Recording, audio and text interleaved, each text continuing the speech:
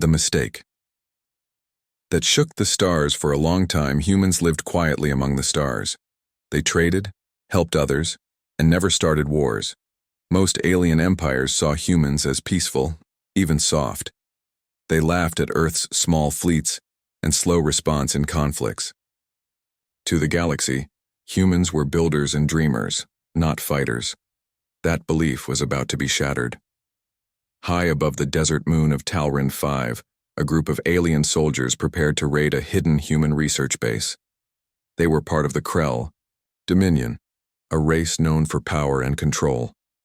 They believed humans were hiding old forbidden tech. Their leader, Ral, didn't wait for talks. He believed humans were weak and would never strike back. The base looked quiet. No guards, no weapons, just simple buildings and soft blue lights. Inside, a few human workers raised their hands when the Krell broke in. Ral laughed. See? No, fight in them. They surrender too fast. But deeper inside the base, hidden behind a thick vault door, something old and dangerous slept. It was not a weapon, not in the usual way. It was a seal. Long ago, Earth's first explorers had made contact with something beyond normal space, something that unlocked a part of the human mind that was ancient, wild, rage-driven, a side of humanity even they feared. So Earth made a choice to seal that part of themselves forever. They erased records, built machines to suppress it, and told future generations to stay calm, stay controlled, and never ever break the seal. But the Krell didn't know that. When they reached the vault, they forced it open with plasma drills. Alarms screamed. Lights turned red. Deep inside the base, human workers fell to the floor, eyes wide, gasping like something inside them had just shifted. And in that moment, the seal broke. At first, nothing happened. Then, one of the human scientists, an older man with soft eyes, stood up. But he wasn't soft anymore. His posture changed, his eyes glowed faint gold, and his voice, once calm, was now cold and sharp like a blade. "You shouldn't have done that," he said. Ral lifted his weapon. "You're no threat, human." Old man didn't move. He simply stared at Ral. A second later, the Krell captain dropped his weapon and clutched his head. Blood poured from his nose. His mind cracked open like glass. He screamed and fell. All across the base, humans changed. Peaceful minds were gone, replaced by something older, stronger. Warriors who remembered the ancient wars before Earth ever joined the stars. Muscle memory returned. Combat instinct woke up.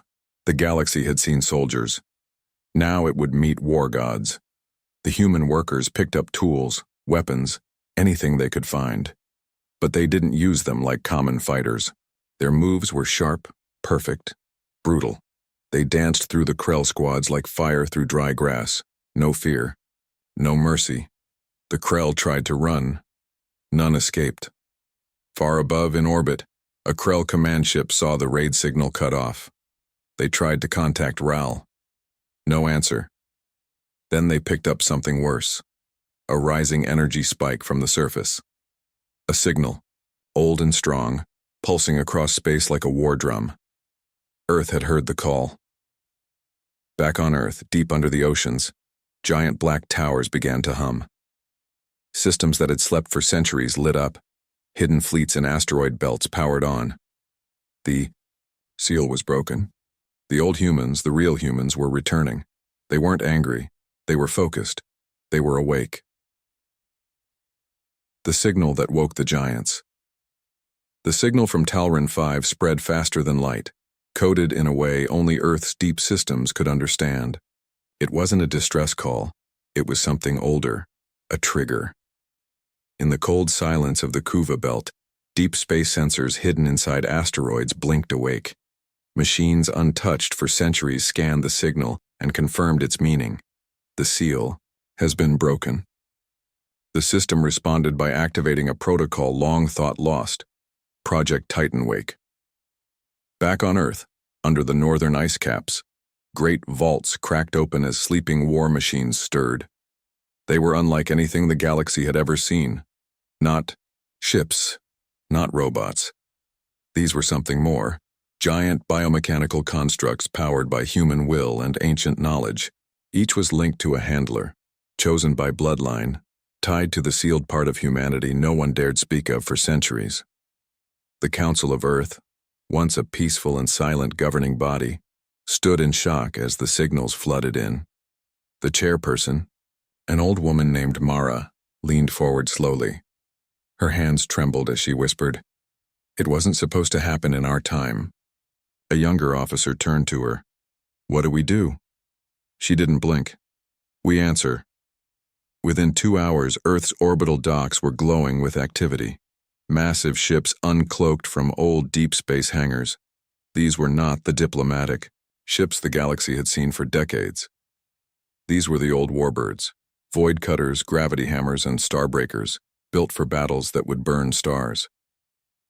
At the edge of the galaxy, empires watched the human systems in confusion. Their sensors picked up strange energy pulses, old transmission codes not seen since the ancient wars humans never spoke of.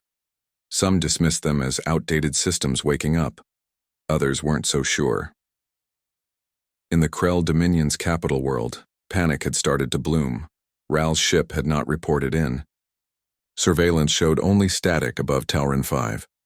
When a scout drone was sent, it was instantly torn apart by an energy field surrounding the moon, an energy signature never seen before, but terrifyingly powerful.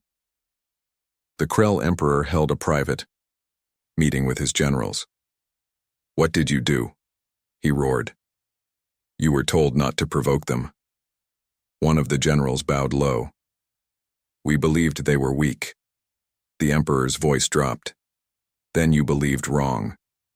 Back on Talrin 5, silence had returned. The base stood untouched on the surface, but inside the humans had changed. Their eyes were different, sharper. Their voices carried weight. Their movements were too smooth, too perfect. They no longer looked like simple scientists. One of them, tall, quiet, calm, stood near the broken vault. He gazed up at the stars. His voice was soft but full of power. "The galaxy forgot what we are," another replied, "then let them remember." A glowing map of the galaxy hovered in the air. Dozens of human colonies marked with green, old bases marked in red, and now, enemies glowing in bright yellow. The first target was clear, not for revenge, for warning. The first strike was silent. 3 days after the seal broke, the first human fleet moved into position. It wasn't loud. There were no warnings, no bright shows of power, just shadows, deep black ships sliding through folded space like ghosts. These ships didn't leave engine trails. They didn't register on sensors. To the galaxy, it was as if empty space had moved. At the edge of Krell space, near their outer mining world, a station called Varn 12 floated above a ringed planet. It was busy, full of workers, ships, and patrols. Krell soldiers joked about the humans and their little science base. They didn't know what had happened on Talrin 5. News was locked down.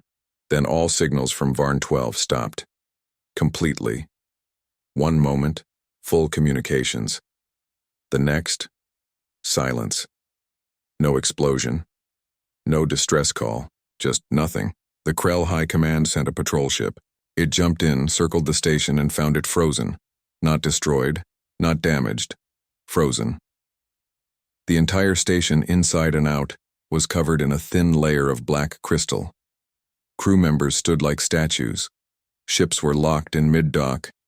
Even the engines were frozen solid. Not a single soul alive. The scout crew barely made it back before the same crystal began forming on their hull. Something had touched Varn 12. Something impossible. Back on Earth's lead warship, Iron Will, a man stood on the bridge watching the replay of the strike. He wore no uniform, just a black coat with a simple metal ring on his hand. Phase test successful, the ship's AI confirmed.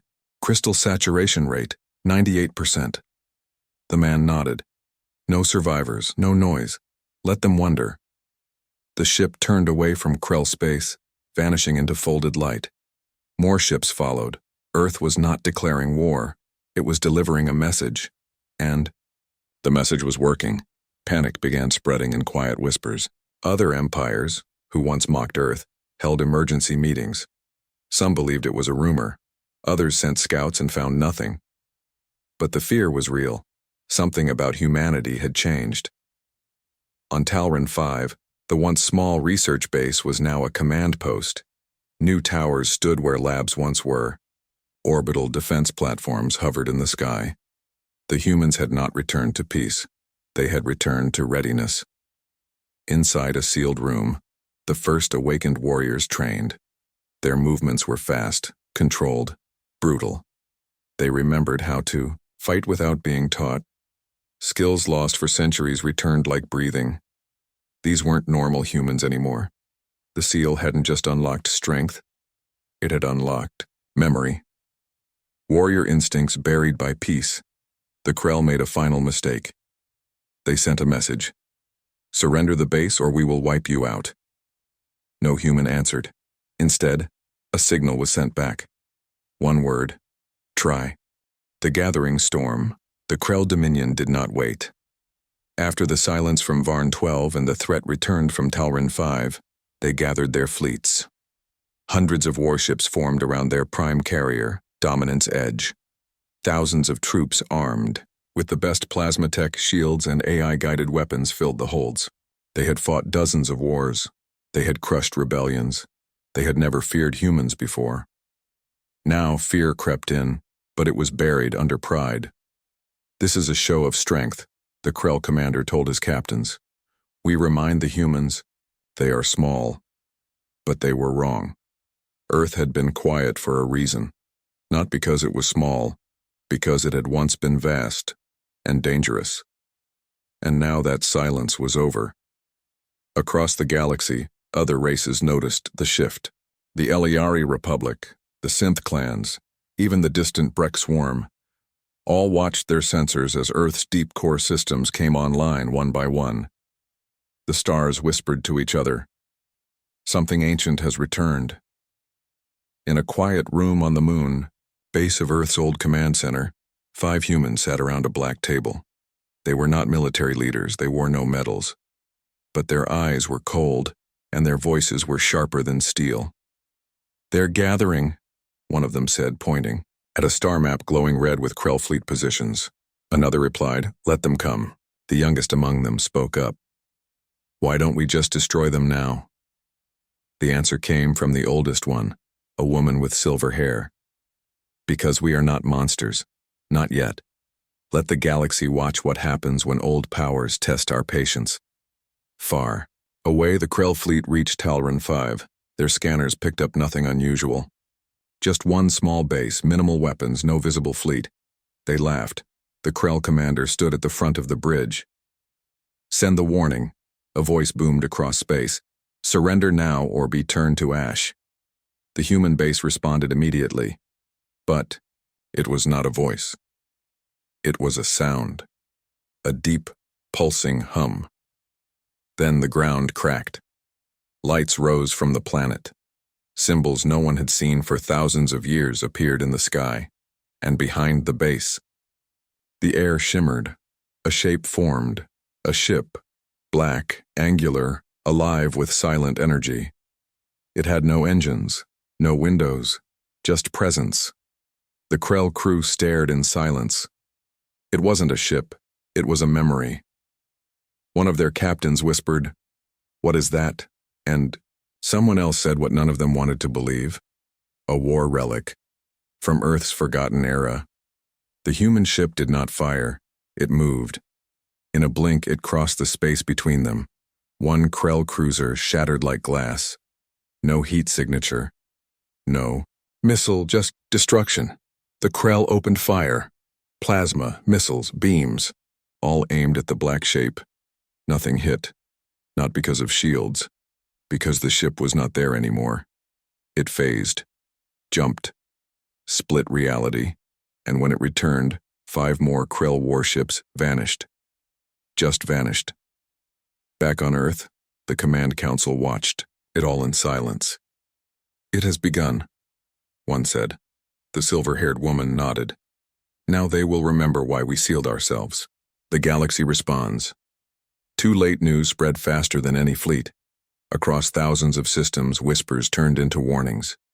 The Krell attack force, over 200 ships, was gone. Not damaged, not defeated in battle. Simply erased. And the only clue left behind? A black human ship, moving through folded space like it owned reality. The galactic network lit up in panic. Emergency meetings were called, fleets were pulled back, treaties were dusted off and rewritten overnight. For centuries, humanity had been considered calm, peaceful, soft. Now they were called by a different word, predators. The Eliari Republic, proud and advanced, sent envoys to Earth. Their leader, a smooth-talking diplomat named Voro, arrived in Earth orbit under heavy escort. But no one answered his hail. No human ship moved. No message came. Voro waited. Then a voice filled his ship, not through comms, not through speakers, inside his mind. You came to talk now? Voro gripped his seat. We come in peace, the voice replied, cold and emotionless. You watched them break the seal. You said nothing. Now peace has passed. Before Voro could reply, the voice vanished. His entire fleet was returned home. Instantly. Not by ship, but by forced jump. Unheard of. Impossible. They reappeared back in their home system, with every ship system offline for 3 days. That was Earth's new diplomacy. In the Breck swarm, a hive mind species that once warred with Earth long ago, old memories returned. Elders buzzed in fear. They had stories, old, half-forgotten tales of the first contact with humans, of minds that burned through their swarm, of small armies that crushed millions. The younger generation laughed, until their home moon shattered. No warning, no weapon, just silence, and then destruction. A message was found buried in the data feed, timed exactly to appear when the rubble settled. We remember. Do you? At the Galactic Council's core station, a final emergency was called. All races, all factions, one room, one agenda, stop Earth, but they had no target, no base, no capital, to strike. Earth had cloaked itself completely. Even their solar system no longer appeared on star charts. One general slammed his fist on the table. We must strike before it's too late, an Eliari officer replied, pale-faced. Strike what? They are everywhere, and nowhere. The Brecks. Representative added, they're not attacking planets. They're breaking beliefs. They want us to fear the idea of them. And they were succeeding. Meanwhile, on Earth's hidden command world, human leaders stood around a massive display. Dozens of enemy empires were now fully alert. Fleets moved. Defenses were rising. One commander smirked. They're uniting. Another replied. That's fine. The silver-haired woman nodded slowly. Let them come together. Let them bring their might. It will only take once. She turned toward the black map. A red circle marked a spot in deep space. A trap. A final warning. United against Earth, the largest fleet in galactic history gathered in Sector Null. Over 1,000 warships, Krell destroyers, Eliari energy cruisers, Breck hive frigates, and more, all under one command. The galaxy had united at last. Old enemies stood side by side, not out of trust but fear. Fear of one species, humanity. The Council's joint commander, a hard-faced Eliari named Lorik, stood aboard the flagship Unity's Edge. We will strike fast, total force, no retreat, he declared. Earth must... No, it cannot rule through fear. The fleet was confident. They had numbers, they had strength, they had technology, but they had no idea what was waiting. The red circle on their charts, the trap, was not a planet, not a station. It was an old battlefield, lost in forgotten wars. Surrounded by nebulae and dead stars, no sign of human ships, scanners showed only debris. Commander Lorik gave the order, advance, find the enemy. They moved in, and then the lights vanished. Not on their ships, but around them. Stars blinked out, the nebula folded in, and the void opened. It wasn't darkness. It was something deeper, a place beyond light, beyond sound where human weapons of old still drifted, sleeping until called. And now they were awake. From the shadows came 12 ships, just 12. Small compared to the massive fleet, but wrong. Their shape shifted when looked at. Their surfaces were not metal but something older, black like obsidian glowing with silent fire. One of the fleet officers whispered, "What are those?" The answer came too late. The first human ship moved. It didn't fire missiles. It didn't use lasers. It simply thought. And one Krell battleship folded in on itself. Its mass collapsed into a single point, then disappeared without a trace. Panic broke. The fleet fired everything. Waves of plasma, gravity torpedoes, particle beams. The sky turned white with energy. The 12 ships didn't dodge. They bent the space around them. Weapons curved, explosions vanished, and then the humans answered. A pulse. Just one. Every ship in the Allied fleet lost power. Engines died. Weapons failed. Command. Systems went dark. For 10 seconds, over 1,000 ships floated helpless. And in that silence, a message echoed through every mind, in every language. We sealed ourselves because we didn't want to become gods of war again. But you forced us to remember. Now you must choose, stand down or be undone. Then the lights returned. Every ship came back online, and the 12 human vessels were gone. Not destroyed, not retreated, just gone. On the bridge of Unity's edge, Commander Lorik stood frozen. Around him, hundreds of voices asked for orders. He had none. He had faced wars, invasions, rebellions, but never power without cruelty, never strength without ego. This was not war. This was a warning. He gave the only order he could. Stand down. All ships return home. Far across space, the humans watched. The silver-haired woman closed her eyes. They saw, she whispered. Now let's hope they listen. The final lesson. The Allied fleets returned home in silence. No victory. No defeat. Just realization. Humanity could have ended them all in seconds, but didn't.